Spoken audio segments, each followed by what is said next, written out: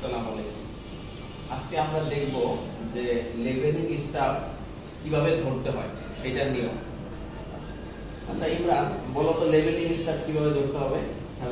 যেখানে আমরা লেভেলিং করবো তো সেখানে লেভেলিং করে রাখবো, রাখার পর লেভেলিং ঠিক এই পিছনে দাঁড়াবো, পিছনে দেওয়ার পর পায়ের পরে ঠিক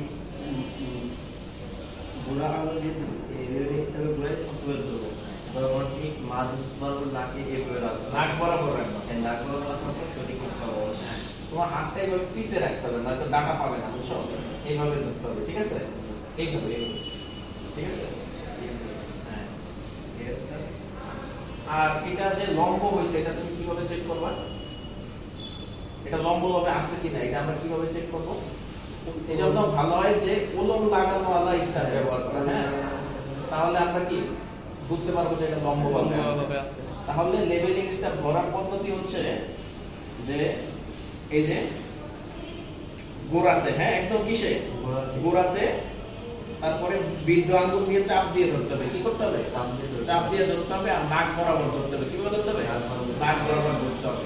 এইভাবে লেভেলিং স্টাফ ধরলে সঠিক মান পাওয়া যাবে। কি পাওয়া যাবে? সঠিক মান পাওয়া যাবে। ঠিক আছে, ধন্যবাদ।